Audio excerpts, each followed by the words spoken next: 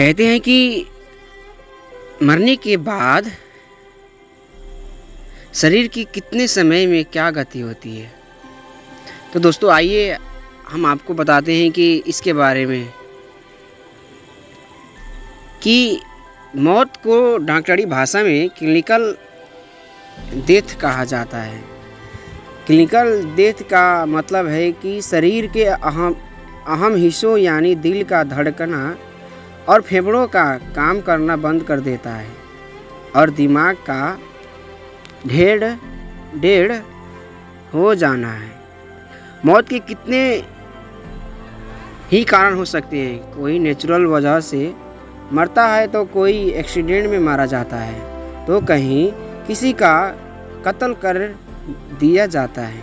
एक रिपोर्ट के मुताबिक दुनिया में हर दिन लगभग 1.5 लाख लोग मरते हैं। खैर, मौत एक तो ऐसी सच्चाई है जिसे झुटलाया नहीं जा सकता है। जो पैदा हुआ है उसे तो मरना ही है, लेकिन कभी सोचा है कि मरने के बाद शरीर में कौन कौन से बदलाव होते हैं। फोरेंसिक एक्सपर्ट इन्हीं बदलाव को देखकर ये बातें बता देते हैं कि मौत का टाइम क्या रहा होगा। फोरेंसिक भाषा में एक टर्म होता है कि बॉडी फॉर्म। ये शरीर के गलने का एक पैमाना है। इसी से फोरेंसिक एक्सपर्ट मरने वाले को पहचानते हैं और मौत का कारण और समय पता करते हैं। ये कोई ज़्यादा पेचीदा नहीं है। मरने के बाद शरीर कुछ स्टेज से होकर गुजरता है। बस इन्हीं स्टेज को ध्यान से समझने की ज़रूरत है। पढ़ने हैं स्टेज के बारे में।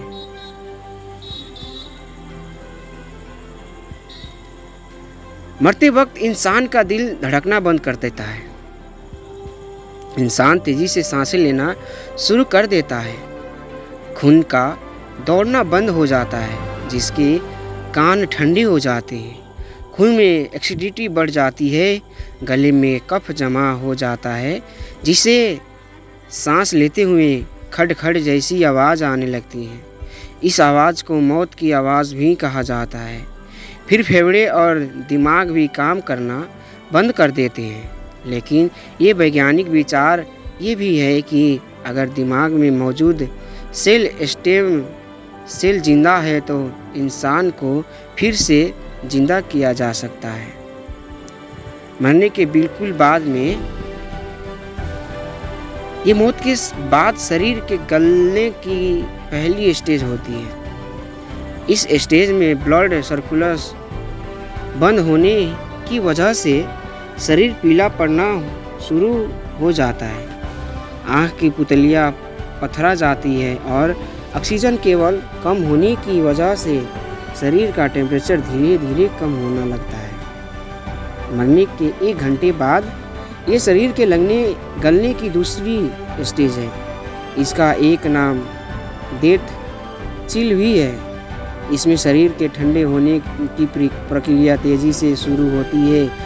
इसके कुछ अपवाद भी है। कहा जाता है कि शरीर का ठंडा होना उस जगह के तापमान, मरने वाले की बीमारी और उसको पहनाए गए कपड़ों पर भी निर्भर करता है।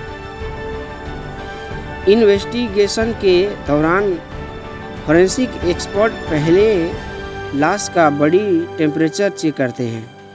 इसके लिए वो लाश के गुदा या लाश के लीवर से बॉडी टेम्परेचर लेते हैं। लीवर से बॉडी टेम्परेचर लेते हुए मीट थर्मामीटर को मांस काट कर लीवर को उतारा जाता है।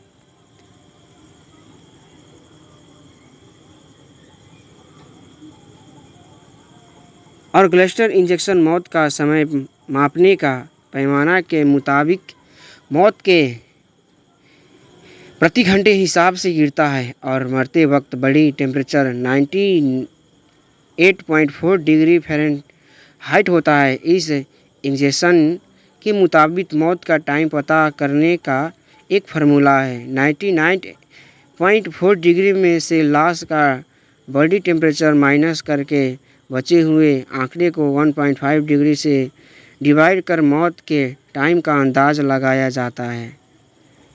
ग्लस्टर इंजेक्शन मौत के 24 घंटे के अंदर ही कारागार है। अपने ऐसे कई क्राइम ड्रामा भी देखे होंगे जिनमें कातिल मौत का टाइम छुपाने के लिए लाश को ठंडे फ्रिज में रख देता है ताकि उसके गलने की प्रक्रिया धीमी हो जाए। इसके फोरेंसिक एक्सपर्ट मौत का असल समय न पता कर पाए। मरने के 1 से 8 घंटे बाद इस तीसरी स्टेज को जानने अनजाने में सभी लोग समझते हैं कि अगर घर में किसी की मृत्यु हुई होगी तो आपने कुछ टाइम बाद उसका शरीर अकड़ा हुआ महसूस किया होगा। ये प्रक्रिया करने की 1 घंटे के बाद शुरू हो जाती है। इसमें सभी मांसपेशियां अकड़ जाती है और बाल खड़े होने लग जाते हैं। मांसपेशियां में मौजूद लैक्टिक एसिड और नियंत्रित कैल्शियम इसकी वजह होते हैं कि एक आम धारणा है कि मरने के बाद बाल और नाखून बढ़ते रहते हैं। इसका भी एक साइंटिफिक कारण है कि मृत्यु के बाद शरीर में डिहाइड्रेशन की वजह से सिर और अंगुलियों के आसपास की त्वचा सिकुड़ने लगती है, इसलिए हमें नाखून और बाल बढ़ते हुए नजर आते हैं। रिगोर मार्टिस का सबसे बुरा असर ठंडे इलाकों में होता है।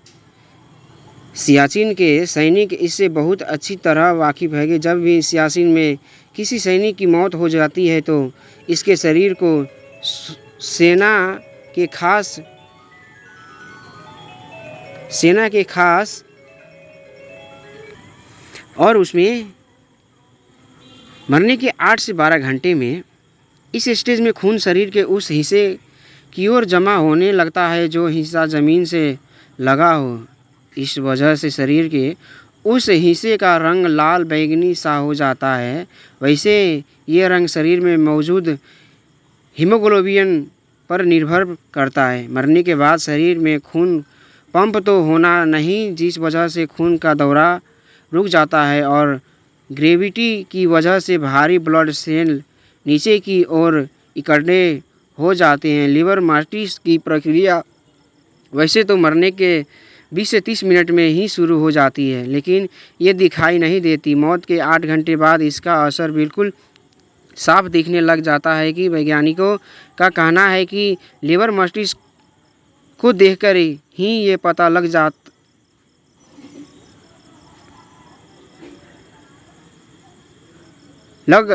लगाया जा सकता है कि व्यक्ति की मृत्यु कब हुई थी।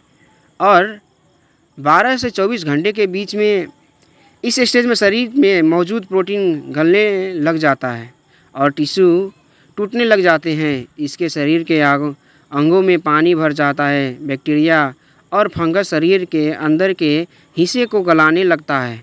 इस स्टेज में शरीर फिर से लचीला हो जाता है और मुर्दा घर में काम करने वालों के लिए लाश के हाथ पैर समेटने के और उस कफन में लपेटने का ये सबसे सही समय होता है। मरने के 2 दिन बाद से लाश का सड़ना शुरू हो जाता है। इतने दिन तक सिर्फ ऐसी ही लाश बची रहती है जिसे मारने के बाद फेंक दिया है हो, या कोई ऐसा इंसान जो अकेला अपने घर में मर गया हो और कोई सुध लेने वाला ही नहीं हो। इस स्टेज में शरीर पर फफोले निकल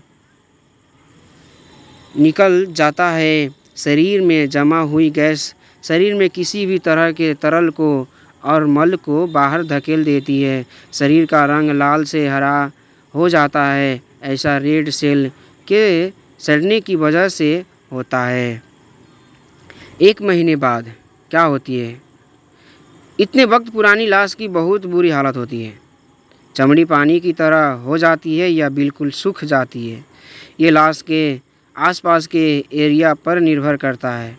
फोरेंसिक स्टडी में लाश पर मंडराने वाली मक्खियों और उनकी हरकतों पर भी स्टडी की जाती है ताकि मौत के टाइम का अंदाज़ा लगाया जा सके कि मक्खियाँ और बाकी कीड़े मकोड़े जब लाश के सब नरम अंगों को खा जाते हैं तो लाश के मम्मी बनने की प्रक्रिया शुरू हो जाते हैं। कंकाल ये शरीर के खाक होने की आखिरी स्टेज है। जब कीड़े मकोड़े जानवर या चील कौवे लाश का मांस पूरी तरह से नोच चुके होते हैं बचती हैं तो सिर्फ हड्डियाँ इस वक्त पर मिली लाश को पहचानने के लिए भी काम होते हैं या सिर्फ दांत। डीएनए जांच के दौरान भी दांतों से भी डीएनए लिया जा सकता है। 20वीं सेंचुरी की शुरुआत में डंकन मैकडोगल ने 21 ग्राम थ्योरी देकर एक नया डिस्कशन पैदा किया था।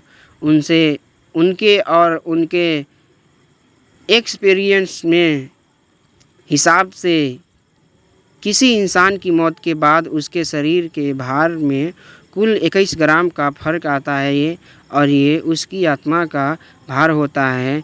निकी हिटन अपने लिखे एक गाने में